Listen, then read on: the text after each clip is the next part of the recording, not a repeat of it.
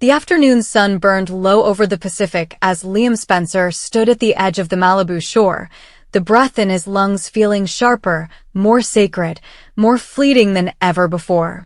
He recalled the sterile white of the hospital corridor when the surgeon spoke the words that stopped his world cold. The aneurysm had ruptured, the tumor's vessels torn, and he had no more than 3 months, perhaps less, to live. No cures remained. No treatments powerful enough to erase the ticking bomb in his brain.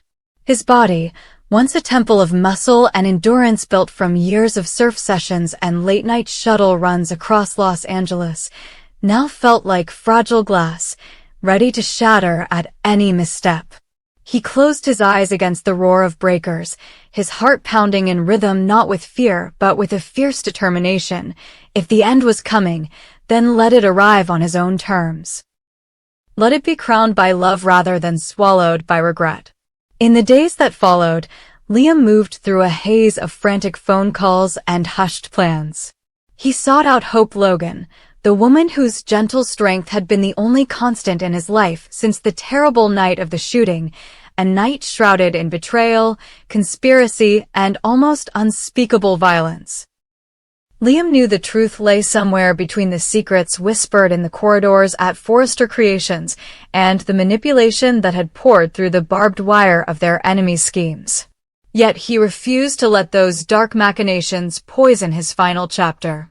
He tracked Hope to her quiet home by the sea and found her in the rose garden, hands stained with the earth she loved. She turned at his call, that familiar mix of surprise and relief in her eyes, and he fell into her arms as if no time had passed, as if they had both been holding their breath, waiting for this moment. Without a word, he dropped to one knee on the flagstones among the petals, dug through his jacket pocket, and presented a ring plain, true, a promise distilled to its purest form. Hope's tears sparkled in the waning sunlight as she whispered yes, and in that instant, every memory of hospital walls and whispered diagnoses fell away, replaced by the glorious certainty of their union. They arranged the ceremony in the space of a heartbeat, white folding chairs on the sand, driftwood arch draped in Hope's favorite peonies, the surf as their choir. Friends and family arrived. Thomas and Ridge exchanged somber nods, Steffi fought back tears, and Brooke looked on with the pride of an adoptive mother who had watched her son fight every demon and win every battle until this one. Beth and Kelly, the little hearts Liam adored beyond measure, hesitated at the fringe of the gathering, uncertain why their father seemed paler, why his smile was tinged with something both radiant and sorrowful. Liam knelt before each of them, clasped their small hands in his, and promised, no matter what happens, my love for you will outlast every sunrise. He gave Kelly a gentle wink and ruffled Beth's curls, the same curls he had sung lullabies to when she was just a newborn. Then the officiant beckoned them forward, and Hope took his hand, their fingers interlaced like 2 lifelines. Not a soul in attendance doubted that this was more than a wedding. It was a defiance of fate, a declaration that love would be the last word. As the sun dipped beneath the horizon, painting the sky in streaks of flame and rose, Liam set aside his vows for a moment of solemnity reserved only for the eyes of his daughters. He held up a small camera, the one he had purchased the very morning he left the hospital. Its lens would gather every unfiltered confession he had to leave behind. Not just the tender fatherly advice or the silly jokes that always made Beth giggle, but the raw, unvarnished truth about the chain of events leading to the night he nearly died by gunfire. With trembling hands, he pressed record and began to speak directly to Beth and Kelly, his voice catching at first. If you're watching this, it means I couldn't stay long enough to walk you down the aisle someday. But I want you to know why everything happened the way it did. He paused, glanced over at Hope, her eyes shimmering with tears, but steady in her love, and pressed on. He recounted the clandestine meetings he'd stumbled upon at Forrester Creations, the backroom deals that had set in motion a vendetta carried out in the dark. He named names, laid bare the alliances formed in greed and jealousy, traced the path from a bitter rivalry over a fashion line to the pistol aimed at his chest on that fateful night. He spoke of the guilt that had gnawed at him, the what-ifs that tormented his dreams, and the forgiveness he offered to those who had been pawns in a game far more sinister than they'd realized. Each revelation was a brick torn from the fortress of silence, each confession a beacon for justice and closure. He filmed himself holding Hope's hand, so that years from now, Beth and Kelly could see the love that enfolded him until his final heartbeat. He captured the laughter in Steffi's eyes when she teased him about his surfer tan and the quiet pride in Thomas's gaze as he nodded along. He turned the camera to Brooke, who pressed her lips together to keep from weeping openly, and to Rich, whose stoic facade cracked with emotion as he placed a corncob pipe-like smile on his face. When the recording ended, Liam tucked the camera into his jacket pocket, rose to his feet, and let the three of them, Hope, Beth, Kelly, step back into the ceremony circle. The officiant, sensing the profoundness of the moment, smiled gently and spoke the final words, "By the power vested in me, I now pronounce you husband and wife." Hope lifted the veil, and their lips met in a kiss that tasted of salt water and eternity. The gathered crowd erupted in applause that echoed against the cliffs, but Liam barely heard it. All he felt was the warmth of Hope's body against his, the steady pulse of life thrumming beneath her skin. He pressed a kiss to Beth's forehead and raised Kelly's hand in triumph, a silent champion of the future he might never see. As night fell and lanterns bobbed in the breeze, Liam whispered into Hope's ear, "No one can take away this day, not even time." He knew the road ahead would be shadowed by pain and farewells, but he had carved out a moment of pure light, a testament to love's power to triumph over mortality.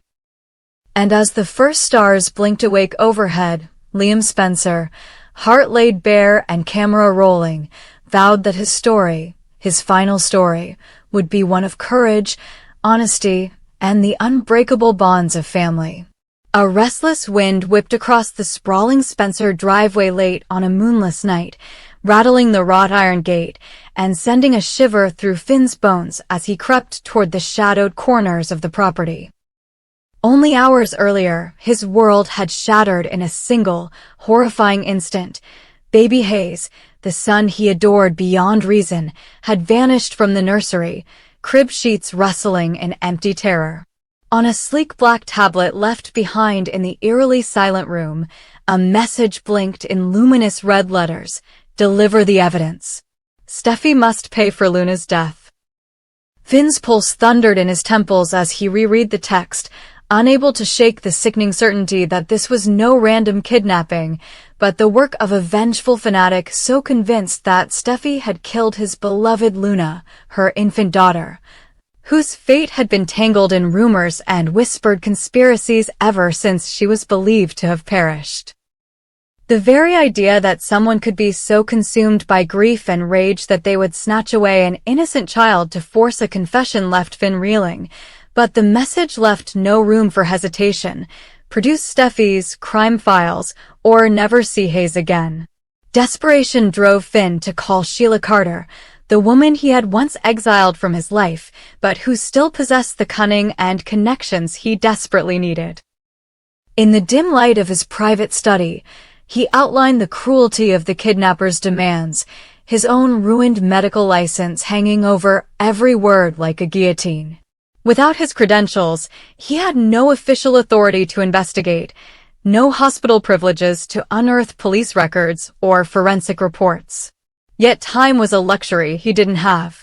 With a reluctant breath, Finn spoke Sheila's name into the phone, sealing a pact that frightened him almost as much as the thought of losing Hayes forever. Within minutes, she appeared at the edge of the property, her silhouette carved against the faint glow of the security lights, eyes gleaming with the ruthless intelligence that had once both terrified and fascinated him. Finn swallowed hard, knowing that by enlisting Sheila's help he risked pulling his entire family into the undertow of her dangerous schemes, but for Hayes, he would walk through fire. Sheila wasted no time. She deployed her network of street contacts, text messages pinging on encrypted lines, whispers in dark alleys tracing the kidnapper's trail across the city. Meanwhile, Finn contacted Katie and Thorne Spencer under the veil of secrecy, urging them to stay vigilant and to protect Steffi at all costs, for she was the unwitting center of this maelstrom. Steffi, unaware of Hayes' disappearance until Finn's frantic call, stood in the softly lit hallway of their mansion, her hand pressed to her mouth, horror and guilt mingling in her eyes, even as she insisted she bore no responsibility for Luna's tragic fate. Katie placed a steady hand on her daughter-in-law's shoulder, her voice a calm anchor against the storm. They would find Hayes, and they would expose the kidnapper for the monster he truly was. Yet fear gnawed at each of them. What if the villain genuinely believed Steffi had murdered Luna? What if the evidence could never fully prove her innocence? As midnight approached, Sheila's operatives pinpointed a location, an abandoned boathouse on the outskirts of the harbor, its cracked windows and barnacle-encrusted walls a fitting lair for someone driven by such dark obsession. Finn and Sheila approached under the cover of darkness, Finn clutching the tablet containing the allegedly damning files. Photographs, torn journal pages, even a hastily scribbled confession from someone claiming Steffi's involvement. In truth, he knew these were fabrications orchestrated by the true conspirators at Forrester Creations, a ploy to destabilize the Spencer-Forrester alliance and to drive a wedge between Finn and Steffi. Tonight, though, Finn needed these files more than ever, a bitter irony that left him nauseated. Sheila produced a pair of gloves and a knock code. 3 taps, 2 pauses, 1 final tap, and the rusted door creaked open, revealing a figure clad in black, Hayes cooing softly in his arms, the baby's tiny face peaceful in sleep despite the terror around him. The kidnapper's voice, thick with resentment, demanded the files. Finn extended the tablet, his fingers trembling, but as the fan lifted his mask, a gaunt face framed by unkempt hair, Sheila lunged forward with predatory grace. In a swift, brutal motion, she slammed the man into the wooden beam behind him, knocking the wind out of him as she plucked Hayes into her arms. "Nobody hurts this baby," she hissed, pressing the child against her chest as though shielding him with her very soul. Finn watched, heart pounding, as the kidnapper slumped to the floor, unconscious at Sheila's feet. Morton's eyes burned with a newfound fervor, realization dawning that his crusade had backfired spectacularly.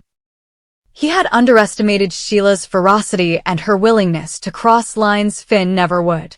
In the dim light, Sheila handed Hayes to Finn, her grip as ironclad as her reputation. "You want to keep this child safe? Burn these files before we leave," she instructed, sliding a lighter from her pocket.